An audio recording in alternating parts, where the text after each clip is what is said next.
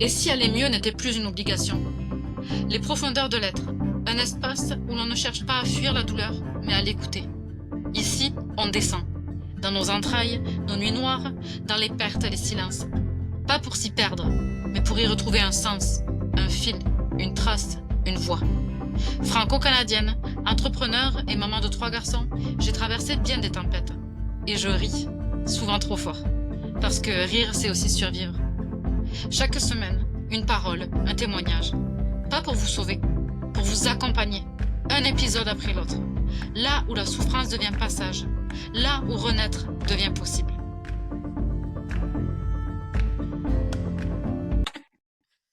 Bonjour tout le monde, bienvenue pour un nouvel épisode des Profondeurs de l'être. Aujourd'hui, j'ai la joie d'accueillir Lorraine Lenglart. Je prononce bien le nom? Ouais, tu peux le dire à la française, l'anglard. Qui Si va les nous... Françaises, ils le prononcent à l'anglaise, ça va mal.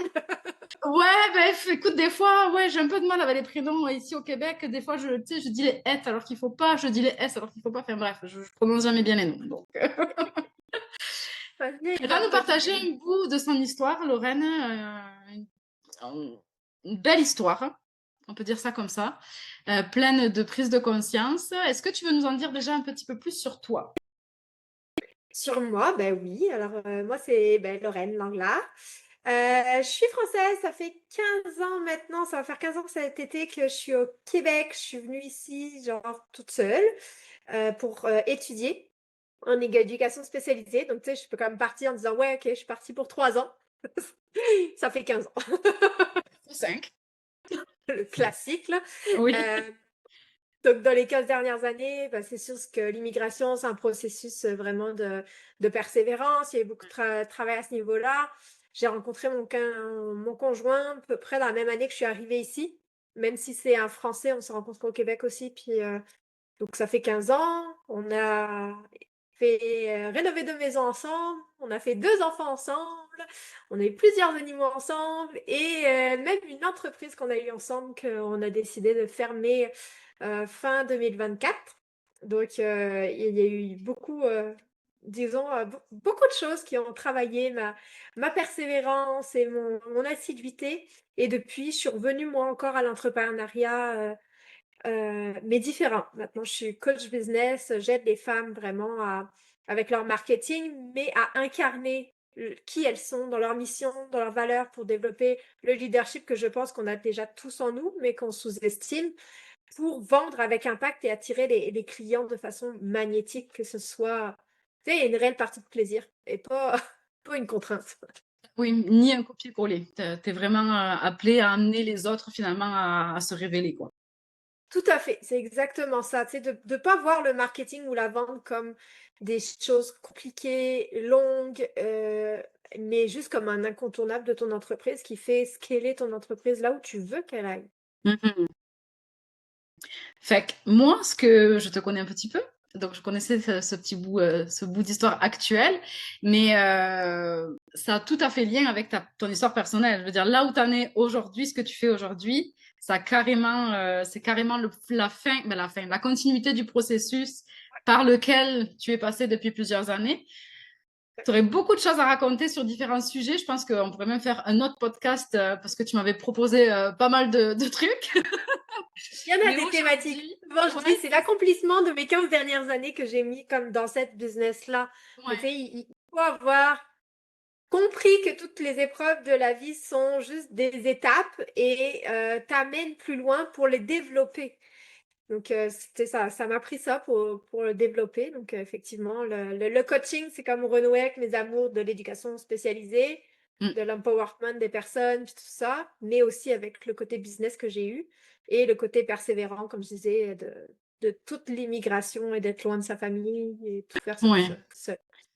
Ouais, il y a tout un fil rouge qui se tient. Puis justement, tu parles de la famille, ça va être le sujet aujourd'hui, parce qu'il y a eu une étape marquante dans ton parcours, qui est la perte de ta maman. Est-ce que tu veux bien me raconter, je te laisse libre cours, je ne t'interromperai pas, à moins que j'ai quelques questions, mais est-ce que tu veux bien me raconter en fait qu'est-ce qui s'est passé, puis comment tu l'as vécu finalement?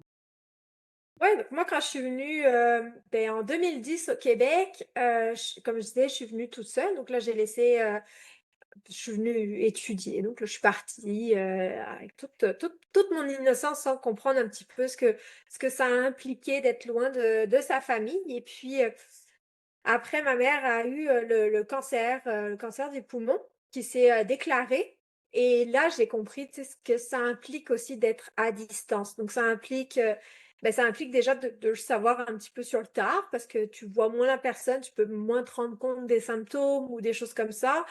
Et moi, dans tout ce processus-là de la maladie et du deuil, parce qu'elle en est décédée il y a 11 ans de ça déjà. Donc, tu étais Tu sais, dans la c'était vingtaine, tu venais d'arriver, c'est ça? Non, écoute, ça fait 15 ans que je suis mauvaise avec les dates. Donc, il y a 11 ans, c'est fait en 2004 qu'elle est décédée. En 2014, excuse-moi, en 2014, Oui, moi je suis arrivée en 2010. Donc, tu sais, ça déjà, d'accord, j'avais fini en fait mon deck en éducation spécialisée. Donc, j'ai vraiment choisi de rester d'accord. pour plus tu sais, pour une durée indéterminée au Québec. Donc là, j'étais vraiment dans le processus de résidence permanente quand je l'ai su, puis tout ça. J'avais décroché un emploi. On avait acheté notre première maison avec mon conjoint. Donc, tu sais, j'étais quand même vraiment installée, là. C'était plus le simple stade d'étudiante. Donc, quand, à un moment donné, elle m'appelle, elle me dit, oui, Lorraine, tu rentrerais pour Noël? Je dis, ben là, tu sais, c'est compliqué, c'est la période comme la plus chère, j'ai pas les moyens de rentrer. Elle me dit, c'est bon, je m'occupe de tout. Puis un vol dernière minute à des prix absurdes, je fais OK, il y a un problème.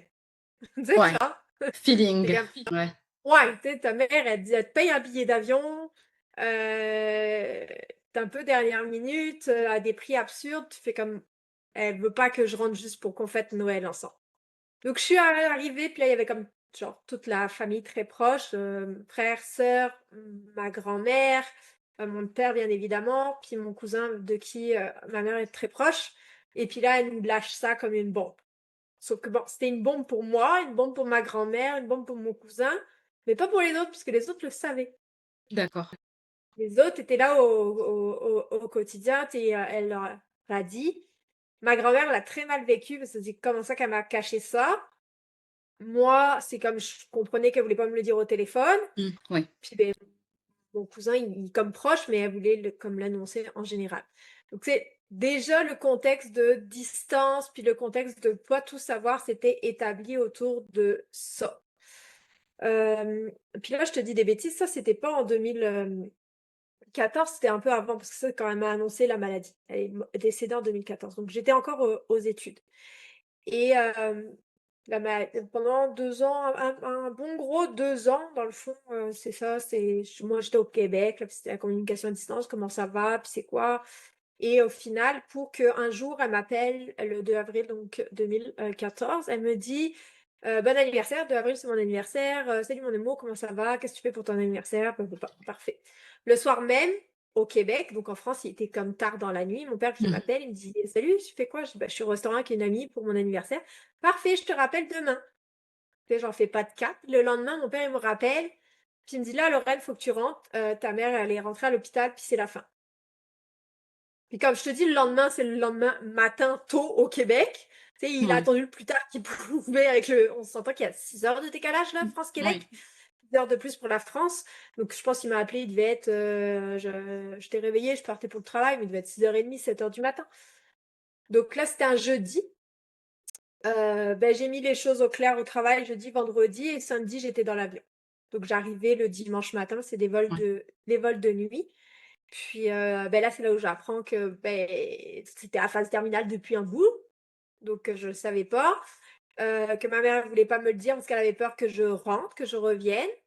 Donc là, j'ai eu beaucoup de colère, tu sais, sur le moment, parce que je me dis, c'est comment ça qu'elle m'a enlevé mon choix, qu'elle m'a enlevé mon pouvoir, qu'elle a décidé pour moi. Là, a posteriori, je comprends le concept en arrière de vouloir me protéger, mais moi, j'étais vraiment très en colère. Je suis arrivée le dimanche matin, je l'ai vu le dimanche soir, elle est tombée dans le coma. On s'entend, puis le vendredi d'après, elle est décédée.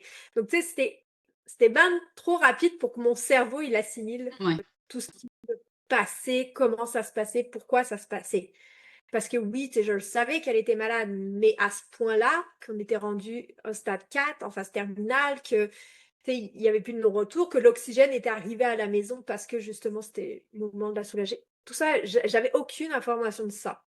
Donc moi, j'arrive de, elle est malade, mais elle m'appelle en me disant bon anniversaire, mon amour. Tu sais, c'est comme, ok, ça va bien, Oui, dans une voie bien normale. Ah, elle est en train de mourir. Donc, tu sais, c'est comme mon cerveau, il a fait,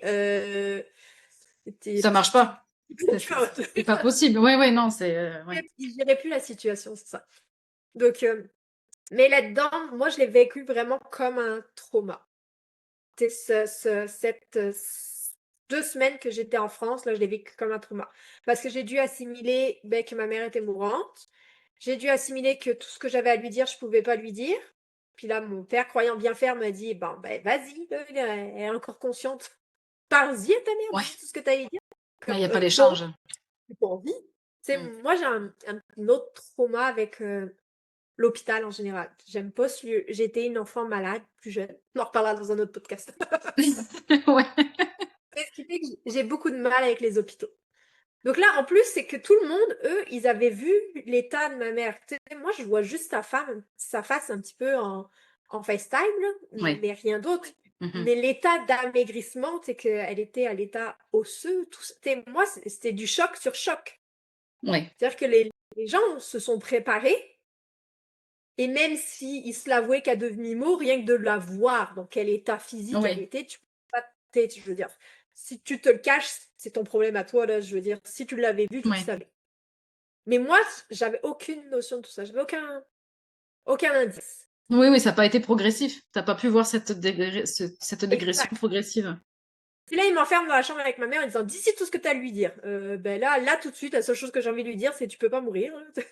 Je suis prête. Mais tu sais, lui dire, tu sais, je t'aime, mais toutes les choses ou les petites rancœurs que tu renoues envers ta famille, envers ta mère, genre, tu m'as jamais dit que tu étais fière de moi, tu m'as jamais dit que tu m'aimais, tu sais, des trucs comme ça. Oui. Sur le moment, là, je comprends l'intention en arrière de dire, OK, il faut que tu vides ton cœur, Lorraine, mais c'était pas le moment pour moi.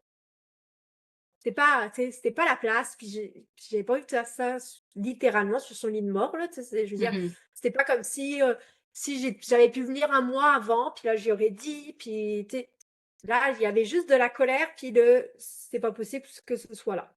Donc, je l'ai vraiment vécu comme un trauma. Puis moi, ben, je suis la fille qui est partie. Mmh. Je suis la Oui. fille qui les a abandonnés. Qui a quitté la famille, la patrie. Qui a quitté la vie. Donc, moi, c'est comme, OK, on m'a pas dit qu'elle était malade, donc je pouvais pas potentiellement prendre mes responsabilités. Et en plus, on m'a reproché de pas avoir pris mes responsabilités. Je suis comme, ouais, mais attendez, à un moment donné, je suis pas magicienne. Ouais. Donc, le contexte autour, dans le deuil, la colère de tout le monde, ça a fait qu'en plus, au niveau de mon frère puis ma sœur, mon père, il était complètement pas là. Tu sais, il était déconnecté, là, il suivait pas. Mais tu sais, j'ai vécu vraiment ça comme une agression de mon frère puis ma sœur. Eux, ils s'en sont certainement pas rendus compte. Je Mmh. me souviens tenir la main de mon conjoint pour leur dire: «Ferme ta gueule, c'est pas le moment. Je comprends que tu veux me protéger, mais c'est pas le moment». Ouais, ils Donc ont ouais. tu sais, il y Mmh. a eu beaucoup d'étapes en 15 jours qui m'ont vraiment fait vivre ça littéralement comme un trauma. Mmh. Moi, j'ai travaillé ça après, en IMO, là, les mouvements oculaires, en thérapie par mouvement oculaire. C'était vraiment un trauma, tu sais, j'avais pas besoin de revenir sur mon passé, revenir sur ma mère, sur ci, sur ça, mais sur le trauma, le physiquement, mentalement, comment je l'ai Ouais. vécu, c'était comme un trauma. Puis après avoir passé au-delà du trauma, ben là, j'ai pu passer au-delà de la colère, j'ai pu être dans la compréhension de c'était quoi son point de vue, j'ai pu prendre les commentaires des gens, parce que je me souviens à l'enterrement, à la fête, on a fait une fête, littéralement, pour célébrer comme la vie de ma mère, là, pour la mort de ma mère. Là. Les gens qui me disaient, c'était la première fois qu'ils rencontraient mon conjoint, ça faisait 4 ans qu'on était ensemble, mais on était très peu vus, la famille. Tu sais, ensemble. Donc là, c'était: «Ah, quand est-ce que vous allez vous marier?» Tout ça. Là, je fais comme: ma mère vient de mourir, c'est hors de question que je me marie!» Ouais, je Genre, ça comprends n'arrivera tellement. jamais. Mais tu Mmh. sais, maintenant, je comprends tout ça, puis mais sur le coup, j'étais vraiment trauma, là, tu sais, c'était Mmh. comme il y a rien qui rentrait, qui faisait. Maintenant, après être passée par la thérapie d'impact, puis avoir vécu tout ça, je me rends compte de plein de choses. Mais sur le coup, je n'étais pas capable de les assimiler. Parce Je que pense que ça, finalement, en plus du fait que ben, la vie t'arrache ta mère, finalement, tu as l'impression que ta famille t'ont arraché finalement les derniers moments avec elle. Après, est-ce que tu as pu savoir si c'était son choix à elle que tu ne saches pas? Est-ce que ta famille d'elle-même t'en aurait parlé, mais elle était catégorique avec le fait de ne rien te dire, ou c'était vraiment un non, consensus familial? non, c'était juste elle, parce qu'elle a essayé de leur cacher aussi à eux le degré de maladie. Hmm. Mais moi, je pense que c'est qu'ils s'étaient mis des œillères tous. C'est moi, j'ose croire que je l'aurais vu comme ça. J'aurais pas eu besoin qu'elle me dise qu'elles sont en phase terminale. J'aurais compris. J'aurais été chercher les réponses par moi-même en allant au rendez-vous avec le médecin. Eux, il n'y a pas personne qui s'est pointé. Ils ont continué, tu sais, leur vie. Ils s'étaient dans des œillères, tu sais, ils voulaient pas le voir. Mhm. Moi, je peux pas te dire si je me serais mis des œillères ou pas, parce qu'on m'a pas laissé le choix Oui, de, de, de, de pas voir la réalité en face. Mais je pense que eux n'avaient pas la réalité en face. Ils étaient tous surpris que ça a été vite. Mais clairement, moi, en la voyant physiquement, je fais comme tu peux pas. Tu sais, genre, je suis pas grosse. Ma mère l'était pas non plus. Alors imagine, en cancer du oui, poumon, lui, c'est comme avec la peau sur les os, là. Donc je pense il y avait pas une volonté de cacher de leur part à eux, ma famille, parce ils se le cachaient à eux-mêmes.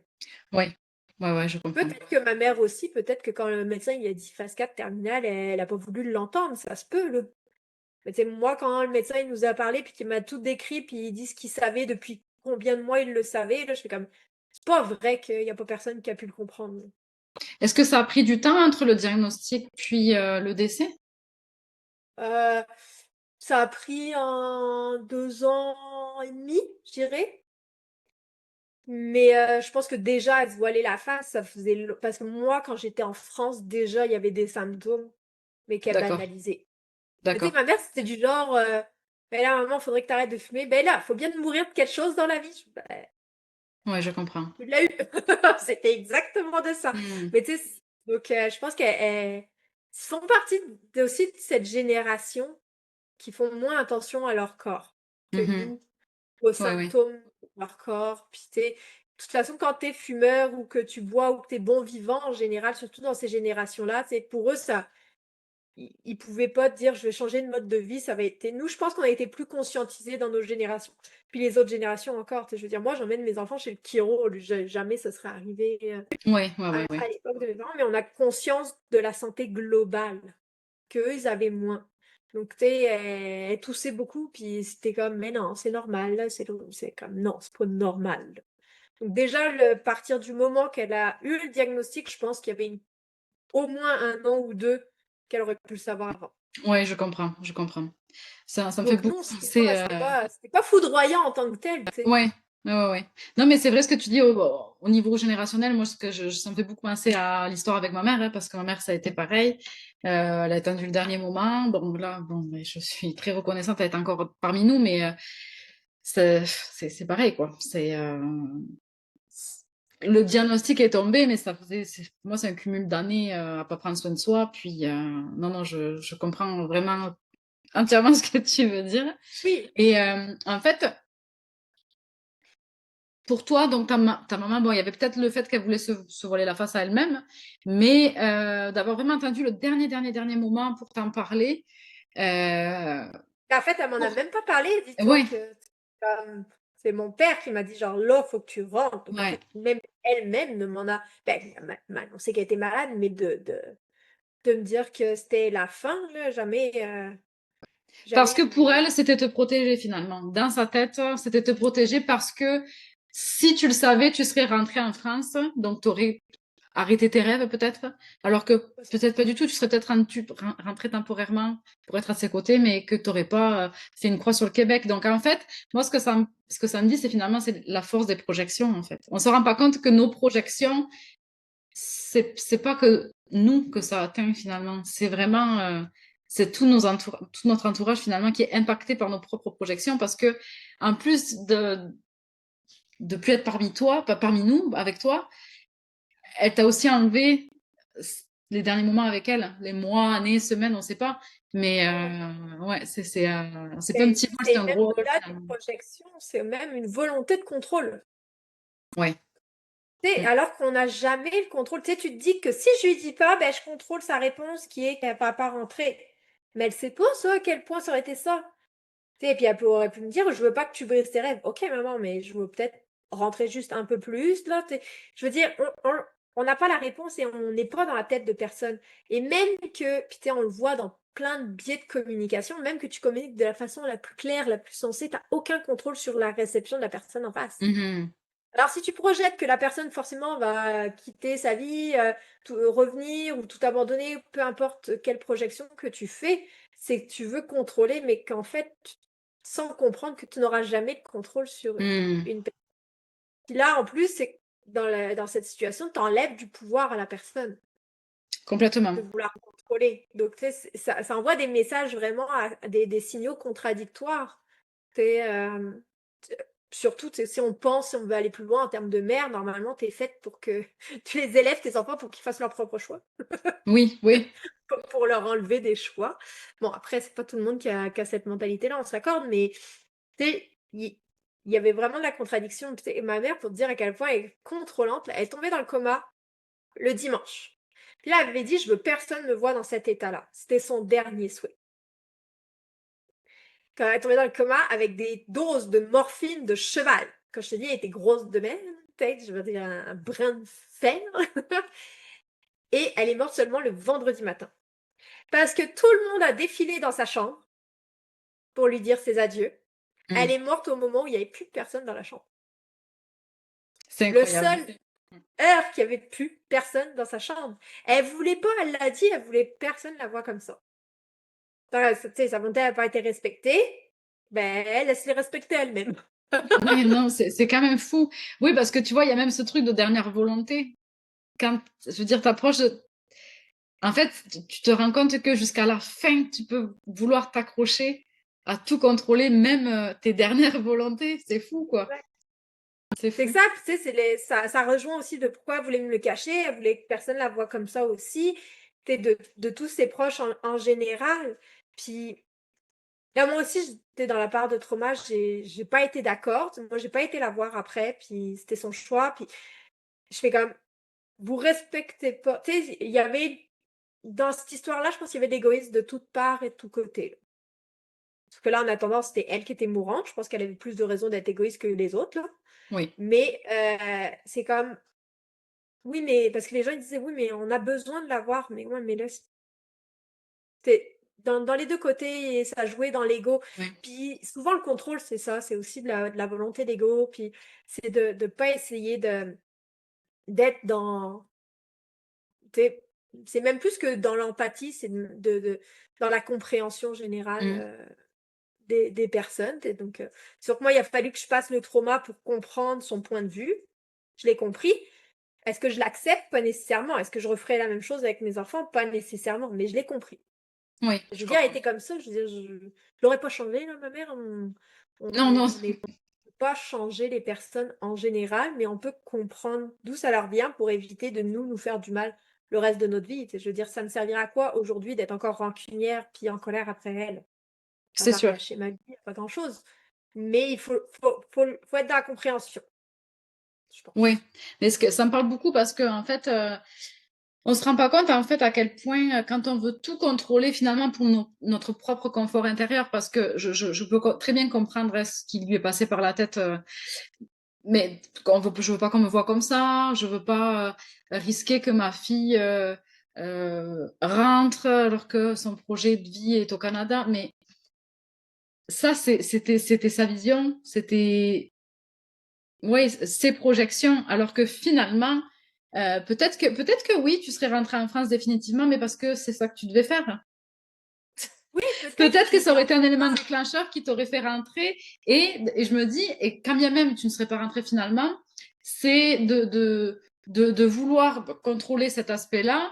Ben après, je veux dire, ça fait souffrir la personne, ça fait regretter la personne de, j'ai pas été là pour ma mère, par exemple. J'ai pas pu être avec elle, j'ai pas pu lui dire à quel point je l'aime. Et finalement, en voulant te protéger, Elle t'a fait souffrir quelque part. Par Mais tu sais, contrôle, tu sais, c'est un peu le cercle vicieux de tout le monde, tu sais, de croire, de croire qu'on fait les, tu sais, au même titre que nos enfants, tu sais, prends un exemple de ton enfant, il vit, et je vais y aller sévère, là, tu sais, ton enfant, il vit de l'intimidation à l'école. mmh Mais à quel point c'est bon pour lui que tu t'en mêles et que tu ailles le retirer de l'école? Je suis entièrement d'accord avec ça. Mmh. Est-ce qu'il va pas en vivre dans la prochaine école ou est-ce qu'il va pas en vivre dans le milieu du travail ou autre? Parce qu'à la place de l'accompagner, tu l'as appris à éviter le problème. Mmh Mais ce qui fait qu'il n'a pas les outils, si ce problème réarrive d'une façon ou d'une autre, pour. Ça ne veut pas dire qu'il ne doit pas intervenir, dire à l'école, hé, oh, faites quelque chose. Mais de là à le retirer de l'école, surtout qu'en plus, c'est donner crédit à l'intimidateur. Je veux dire, c'est lui qui gagne. Oui, oui, carrément. Oui, oui. Dans nos actions de bien vouloir faire, on oublie de voir la globalité des choses. Donc là, ma mère, elle m'a retiré du pouvoir, mais en fait, c'est souvent ça, c'est que quand on veut faire les choses pour le bien des personnes, ben souvent, c'est de leur enlever leur propre pouvoir. Mais dans la vie, on ne sera pas toujours Au accompagné contrôle sur de tout. ben voilà, la preuve, elle est morte. Hein. Je veux dire, elle est plus là pour essayer de me protéger. Donc, Oui. j'aurais pu aussi décider de, à sa mort, dire fuck off le Canada, je rentre. Au contraire, je veux plus que ça arrive d'être loin des gens. J'aurais pu aussi, on le sait pas comment les gens ils Mmh. vont réagir. Oui. Mais de leur enlever leur pouvoir, c'est pas les aider, je pense. Puis toi, si tu avais une baguette magique et puis que tu pourrais, revenir dans le passé, est-ce que tu changerais cette étape? Ou est-ce que finalement tu te dis: «Bon, ben non, je laisserai ça comme ça, puis, ça fait la personne que je suis devenue»? Enfin, je sais pas. Qu'est-ce que tu ferais si tu pouvais avec un petit coup de baguette magique? C'est une bonne question. Je le sais pas parce que, tu sais, je pense qu'il y a plein de choses qu'on a envie d'effacer de nos vies, mais c'est ce qui ont fait que ce qu'on est aujourd'hui. Mmh. C'est peut-être que si j'avais une baguette magique, je ferais juste me dire que ça va arriver. C'est peut-être pas sans avoir le timing, mais pour au moins prendre les informations que j'ai à prendre, ou Mmh. prendre, tu sais, le temps que j'ai à prendre ou les choses comme ça, sans forcément l'éviter. Parce que Et je que ce pense soit pas moins qu'on brutal peut-être? ouais, c'est ça, ou tu sais, du moins d'avoir ce choix-là, ou lui di je sais pas, tu sais, on pense pas Ouais, que de toute c'est façon c'est de des refaire questions le pièges. passé, ça change quelque chose. Non, c'est ça, c'est des questions pièges. Puis tu dirais que ça t'a amené quoi, par contre, de vivre ça? Qu'est-ce que aujourd'hui là, qu'est-ce qu'il y a dans ta vie aujourd'hui que tu peux te dire: «Ben, tu sais, ça m'a quand même j'ai appris ça dans cette épreuve qui fait que si je l'avais pas vécu, aujourd'hui, ben, je vivrais pas ça comme ça», par exemple? Ouais, je pense que ça m'a appris à justement à lâcher prise sur le contrôle. J'ai été longtemps, beaucoup plus que je le suis maintenant, une fille contrôlante aussi. Je veux dire, les chiens font pas des chats. Mais tu sais, c'est d'apprendre ça, que tu ne peux pas avoir de contrôle sur tout ce qui se passe dans ta vie, sur les facteurs extérieurs, sur les réponses des autres, sur comment sont les autres. La seule chose que tu peux avoir du contrôle, c'est toi. Donc toi dans Mmh. tes émotions, toi de comment tu veux vivre les choses, comment tu t'autorises à vivre les choses. Est-ce que tu préfères de continuer à te faire du mal, justement, à te taper sur la tête parce que je suis tombée malheureuse, ma mère est morte, ou versus avancer, de trouver des réponses en nous, de trouver des solutions à nous-mêmes. Je pense que ça m'a appris ça plus tôt que peut-être que je l'aurais appris sans cet événement-là. Parce que j'ai été chercher les outils aussi, donc tu sais, comme je dis, Oui. c'est pas pour le coup, c'était pas une baguette magique là, d'arriver là, tu sais? Je fais comme il y a plusieurs choses qui me font dire, tu sais, genre à la naissance de mes enfants, ça me fait des rappels, il y a plusieurs choses qui me disent: «Ouais», mais là, d'avoir été chercher les outils, puis de travailler le travail sur soi, puis de dire comme: «OK», tu sais, c'est comme en fait, c'est juste la preuve de tu pas de contrôle sur rien dans la vie. Oui. Et oui, elle aurait pu avoir plus de contrôle sur sa vie, sur sa qualité de vie. C'est de pas fumer, ça aurait certainement fait qu'elle aurait pas eu de cancer du poumon. Elle aurait peut-être eu un autre cancer, peu importe. Mmh. Mais tu sais, il y aurait plein d'éléments, mais que moi, je sois juste dans la rancune, je dirais, mais si seulement elle avait fait ça, ou si seulement elle avait été ci, ou c'est. Au jour d'aujourd'hui, ça me rapporterait quoi? À Mmh. part d'être malheureuse. Donc de lâcher ce besoin de tout contrôler. pour comprendre que ce qu'il faut avoir, la seule chose que tu peux avoir du contrôle, c'est sur ce que tu te dis dans ton cerveau. Oui. Puis est-ce que ça t'aide au niveau justement de ta maternité avec tes enfants? Tu as 2 enfants. Donc, est-ce que justement aujourd'hui, ce lâcher prise finalement te sert dans ta maternité? Ben, ça me sert à leur montrer cette voie-là. J'ai essayé de me reprendre aussi, tu sais, quand il y a un petit peu trop de protectionnisme maternel. Ouais. Tu sais, de te dire, ok, mais pourquoi je fais ça? Tu sais, comme je me souviens d'une personne qui m'avait dit qu'il faut pas dire je suis fière à ses enfants. Puis là, tu fais OK, comme mais non, en fait, de leur montrer la voie d'être fiers d'eux-mêmes. je comprends. Pas qu'ils le fassent, d'être fiers Pour te rendre fière. pour la, ouais, tu sais, comme moi, au même titre que j'ai toujours dit, je suis comme moi, ma mère, elle est pas fière de moi, elle me le montre pas. Tu sais, elle l'était à sa façon, puis je le comprends plus tard. Mais au final, tu sais, je faisais les choses pour attirer la fierté de ma mère, mais alors qu'il fallait que je fasse les choses pour soi-même. Donc, Mhm. c'est leur montrer aussi que le seul contrôle que tu as, c'est sur toi, ta pensée. Puis, c'est un travail quotidien, de longue haleine, parce que c'est une croyance t'es très ancrée, là, justement, Ouais. de, de faire les choses, d'attendre la reconnaissance des autres avant la reconnaissance de soi-même. Mais c'est du quotidien. C'est pas facile. Tu sais, je pense que ça m'a appris tout ça, mais c'est pas facile de le faire sans elle. Tu sais, je pense que de me prendre la tête avec elle sur mes choix maternels m'aurait affirmé un peu plus dans mes choix maternels. Ouais. Mais de dire, je sais pas, mon enfant, il a tel âge, il y a toujours pas de. Je me souviens de ça, ma fille qui à 6 ans avait toujours pas de dents qui étaient tombées. Je suis comme, c'est normal, pas normal, mais tu sais, c'est comme là, t'as juste envie de dire, est-ce que moi j'étais comme ça? Comment j'étais moi au même âge? Est-ce que je fais? Puis on va pas se leurrer, c'est pas les papas qui ont la réponse. Ouais, non, ça, c'est les mamans qui ont tout gardé Surtout dans pas une dans partie les du cerveau. générations de nos parents. Plus maintenant, mais Ouais. c'est. Donc, ouais, c'est ça. Je pense que ça m'a juste appris la maternité à pas avoir le choix de me faire confiance aussi, pas avoir le choix Mm. d'assumer mes propres choix parce que je pouvais pas m'épauler sur ma mère en arrière. Ouais, ouais, je comprends. Je comprends. Est-ce que tu aurais quelque chose à rajouter ou un conseil à donner aux personnes qui vont nous regarder? Quelque chose, peu importe, laisse-toi inspirer, je te laisse toute la voix. Ben, le conseil, tu sais, c'est soit dans ta vie personnelle, ta vie professionnelle, ta vie amoureuse, ta vie avec tes enfants, peu importe, c'est de de pas attendre la validation des autres, ne pas attendre la réponse parfaite des autres pour oser exprimer qui tu es, ce que tu as envie, ce que tu fais. Tu sais, je pense que la communication, le point de départ, c'est de le faire pour soi. Mm. Puis là, je dis pas ça de faire ça pour soi en termes d'égoïsme. C'est vraiment de le faire sans attente irréaliste en arrière. Si Oui. j'ai besoin de dire à mon conjoint que moi, je sais pas, j'ai besoin qu'il rentre tôt les soirs parce que pour moi, une relation de couple, c'est de voir mon conjoint le soir, puis de partager des moments ensemble, qu'il laisse son téléphone à part. Ben, tu sais, je le fais pas pour qu'il me dise, ah oui, mon amour. Je le fais parce que pour moi, c'est important, c'est une valeur. Ça va peut-être prendre que je vais devoir lui dire 10 fois. Mm. Mais la répétition, c'est comme aussi m'autoriser à être moi à part entière et c'est dans la répétition aussi que les gens ils apprennent. Tu sais, je veux dire, je vais pas lui enlever un comportement qu'il a toute sa vie appris, Oui. nuisible à mon sens à moi, du jour au lendemain parce que j'ai décidé de le faire.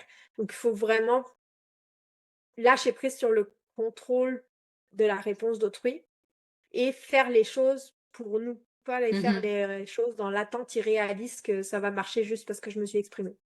Oui, je comprends. Donc finalement, lâcher prise, Ouais, lâcher les projections, puis oser s'exprimer, ne rien garder à l'intérieur parce que ça finit par. exact. Parce que Oui. lâcher prise, ça veut pas dire, ok, bah il m'écoute pas, je vais plus continuer à lui dire mon besoin. Oui, Non, ça, ce serait se mentir à soi. Donc tu lâches prise sur la réaction de l'autre, pour mais la tu lâches réaction. pas prise sur ton besoin. Oui. Puis on est créatif, là, on va trouver d'autres moyens de le faire rentrer à l'heure. Moi, je me souviens, j'avais mis un réveil. Alors, tu finis la job à 4 heures, je sais que ça va te prendre 1 heure de tout remballer, je te mets un réveil à 3 pour que moi, à 4h30, tu sois à la maison. Fait que si vous avez besoin de conseils pour te rentrer dans pour toi à la maison. En plus du conseil business, Lorraine peut vous utiliser. C'est un bon conseil de sa femme. Sur 15 ans, ça a dû marcher 3 ans. Lorraine, je te remercie beaucoup d'avoir été présente, de nous avoir partagé un petit bout de ton histoire. Je suis sûre qu'on va parler d'autres aspects dans d'autres podcasts, parce que tu as beaucoup de choses à raconter. Je te remercie encore. Choses à raconter. Faut juste oser. Oui. Un pas à la fois. Voilà. Est-ce qu'on peut te suivre sur Instagram? Si je dis pas de bêtises. Instagram, Ouais. Facebook, LinkedIn, Lorraine Langlard. Ok, parfait. Comme ton nom, ton prénom. Parfait, super. Donc, je vous invite vraiment à aller la suivre. Elle est pleine de bons conseils. Moi, je vous dis à bientôt, à mardi prochain pour un nouvel épisode de podcast. Je ne sais pas encore qui. J'ai interviewé beaucoup de personnes, mais je ne sais pas qui je mettrai mardi prochain. Donc, ce sera la surprise. Vous avez juste à vous connecter. Lorraine, merci encore. Merci à toi de l'invitation. Et à très bientôt. Oui, bye bye. Bye.